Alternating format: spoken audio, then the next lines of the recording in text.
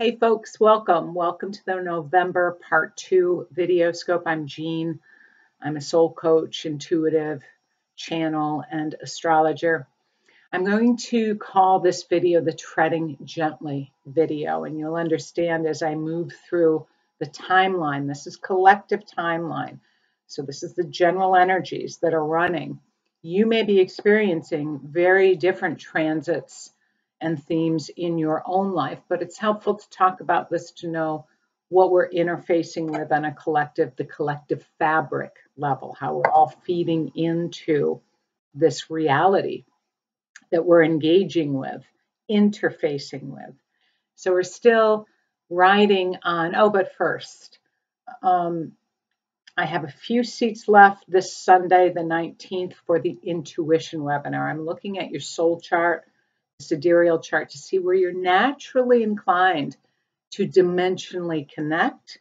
And then on the 25th, which is a Saturday, is the full moon sound ceremony. So you can just come in, relax, release, rejuvenate. So those are two events that are coming up on the calendar. But what we're moving into is the Sun and Mars are traveling very close together. And the Sun is consciousness. The Mars is in the collective field, war, anger, divisiveness, but also will and confidence and self-directing energy, proactive energy. So again, wherever we are consciously, this is feeding into the expression of these transits. So the Sun and Mars, as we're heading into the 17th of November, are both making a beautiful trine to Neptune and Pisces. So we've got a water trine here between Scorpio and Pisces. Our psychological selves, our intuitive, creative, artistic, compassionate.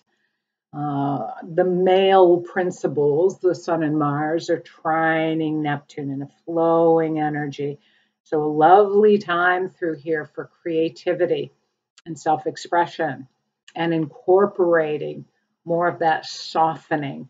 I'm seeing this time as a softening time from these hard edges that we've experienced through our lives. This is what the heart wisdom is about, is the softening to ourselves first and foremost, and then being able to extend that out into the field. Just before the Sun and Mars transit into Sagittarius, they're making a beautiful sextile to Pluto. And let's put this right around the 21st of November, 28 degrees Scorpio to 28 degrees of Capricorn. So this is speaking to psychological wellness and effectiveness. This can be good for money and feeling supported.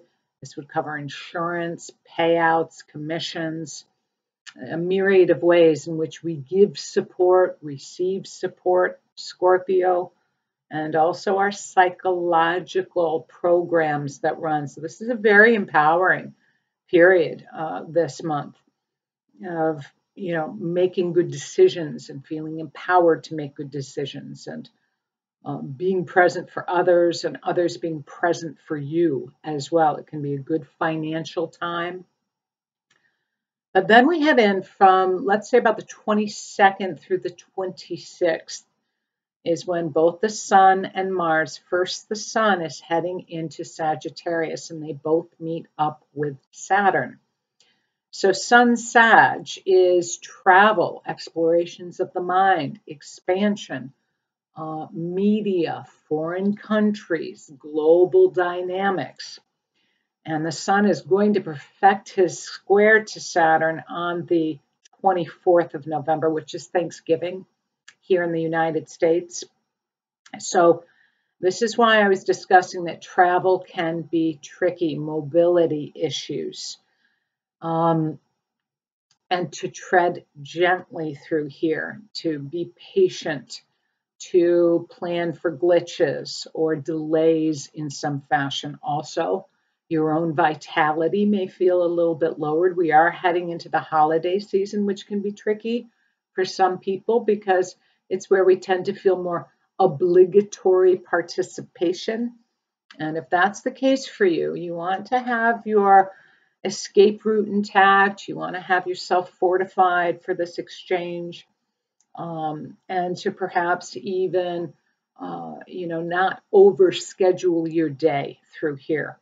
But certainly with these squares to Saturn in Pisces, this can, well, in Sagittarius, it is opinions and ideals and belief systems squaring up to Saturn in Pisces, which is the sensitive, the overly rigid, inflexible energy. So lots of dimensional ways we can look at this, right?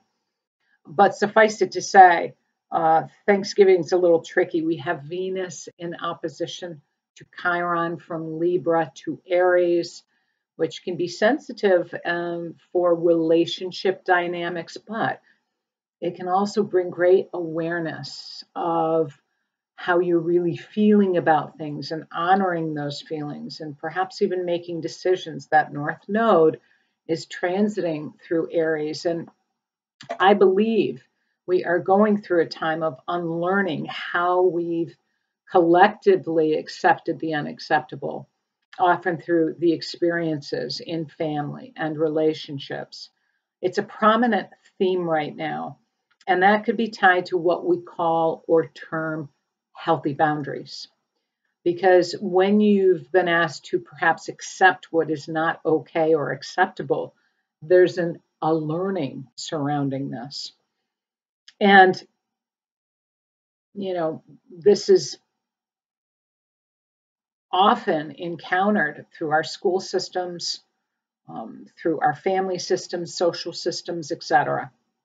I had a client recounting to me when she headed into, what was it, second or third grade, that she met up with a teacher who did not like her. Now imagine, look at yourself when you were 6 or 7, you're just a little baby. And can you imagine a teacher who is intentionally creating a difficult time for a child because the teacher doesn't like the family that the child came from? So we spent a lot of time talking about that and the awareness and the modeling of that was her issue and not the child's issue.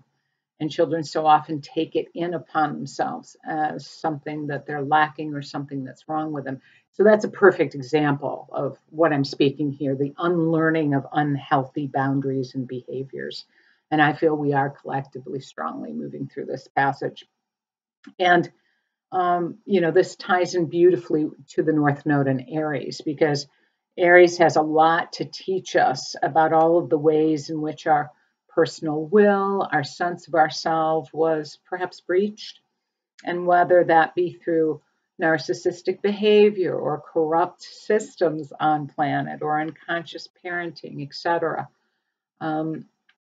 We're working with our minds and our hearts and connecting our hearts to our minds, because the heart awakening is the center of what we would call ascension and consciousness. So the sun is squaring Saturn, and then Mars will be squaring Saturn on the 25th of November. So we'll give this orb from the 22nd through the 26th.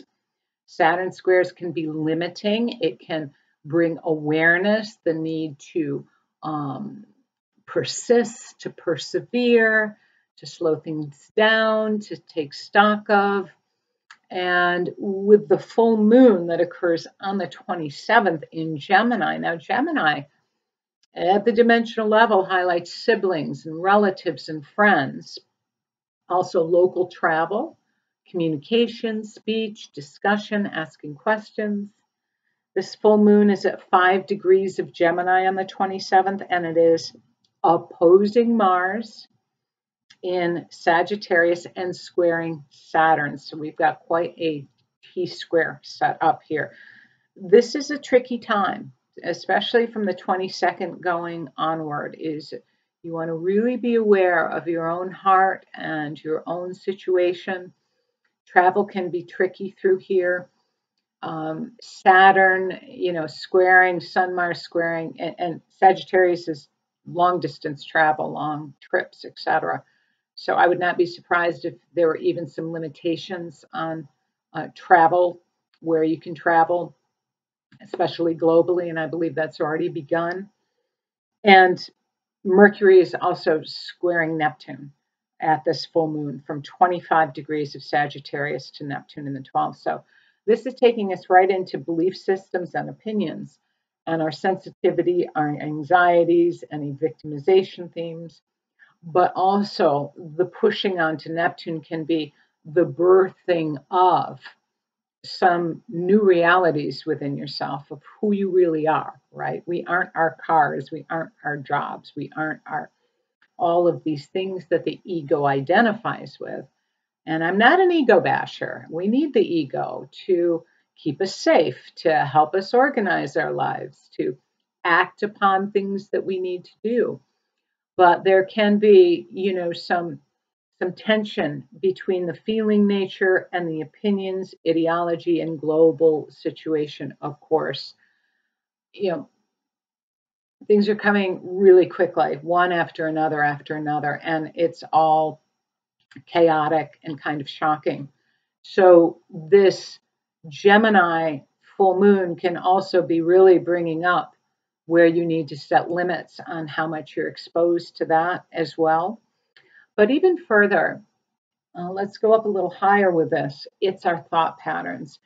There's a great phrase in the book, The Shaman's Way. It's called the mind virus, and it's attachment to suffering. And I think that we all have some of that running.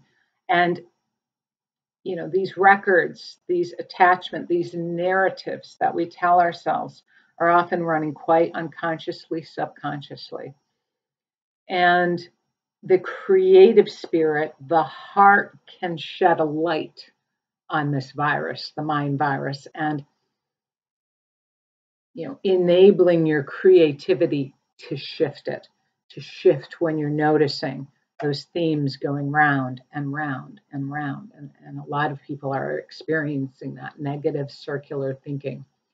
And so to give some thought to that as well, what can you do to interrupt some of those patterns that may not actually be true, that were born at a time long ago, that may not even be relevant in the present moment? So this full moon is also trining that north node in Aries.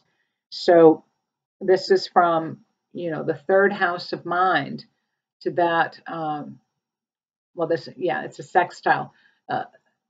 That third house of mind to that first house of self when we talk about sun sign. So there's opportunity here with this node connection to be aware of how you can do some reprogramming, right? And how you can interrupt some things. But certainly at the third dimensional level, you'll want to be very patient, perhaps if you're traveling, especially patient, perhaps if you're dealing with siblings and relatives, and patient, perhaps, if you're noticing some of these themes replaying in your own mind. Remember, the chaos and this very low frequency energy that they keep bringing is the propulsion system for awakening and healing, because we're operating within this dualistic system. The third dimension is very dualistic, good, bad, light, dark.